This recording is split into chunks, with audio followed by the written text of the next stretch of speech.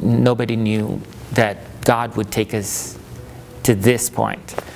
26 nations representing ministry at 1550 Havana.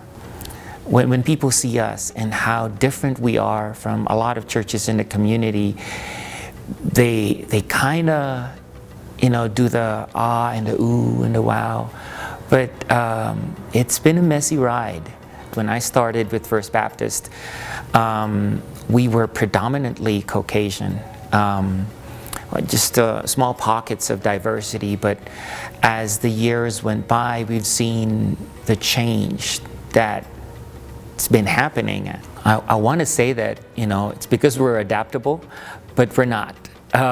It's a God thing. That's a God thing. I have to say that it has been God all along, moving us through the journey, changing our hearts. It's been through God's grace that these changes happened slowly, and it's been accepted, and we've grown through that, and we've forgiven ourselves a lot through the process when we mess up. But yeah, it's not been easy, but we praise God for the fruits that we've been seeing so far.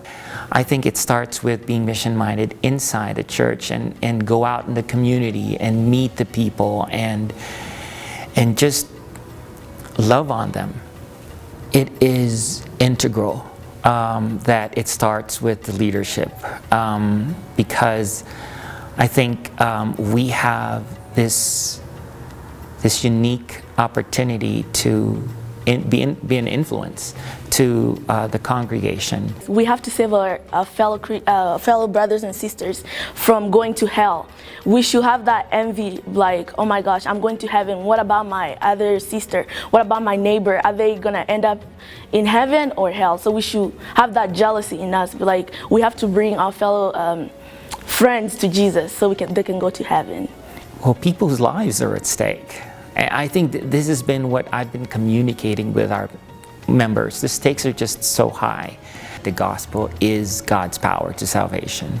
It has the power to change people and change the purpose of their hearts, and change the direction of their lives. It just starts first with making a connection, or just creating a friendship, or just some way of connecting with each other.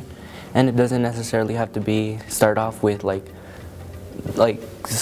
slam them with just like the Bible and just say, like, this is the Bible, you should be reading it. But like, they should build a connection before, and then that's when they can start introducing new ideas, and then that's when like it'll have more effect on the other people.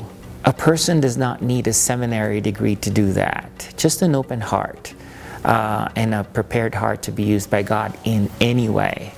So I think that's my advice to anyone who would like to be, to be used by God cross-culturally. When you say the word church, I don't see like a building or anything like that, because I feel like church should be like a person's heart. Like, that's like, it's supposed to start within you and then go outside. So if like a church, which I think, in my own opinion, it's like supposed to be like a community where we share Christ, like the last Jesus disciples, the way they were united and everything. So we should first start with that and then go outside and then, just share that love of Christ. It's supposed to start with us first. Love is really a language we all speak. When people know that you care for them, and people know that you genuinely want to build a relationship with them, that translates very well. Doesn't matter what culture they come from or what language they speak.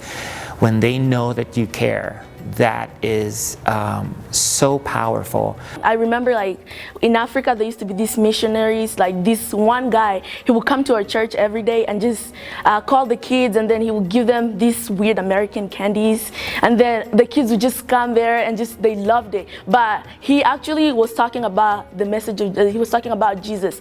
And then what the kids would do, they would actually go outside and go to their houses and go tell their parents, oh my goodness, mom, I got this candy from this, we're calling selling the white people's mzungus.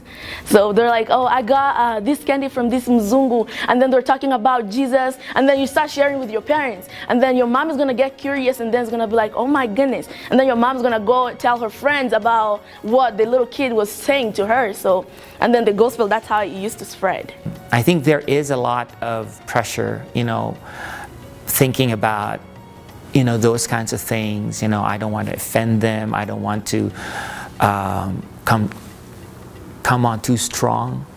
Jesus, he came here, but he wasn't loved by everybody.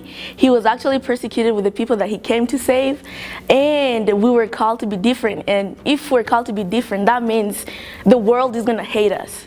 So them saying that they want to have this perfect life, it means that they want to live a life where they fit in, or they want to live a life where they're accepted by people because they're the same as the people of the world. But we're called to be different. So if you're called to be different, that means you're not going to be doing things that the people of the world are doing, which is not going to be very comfortable for you. At the end of the day, when you get to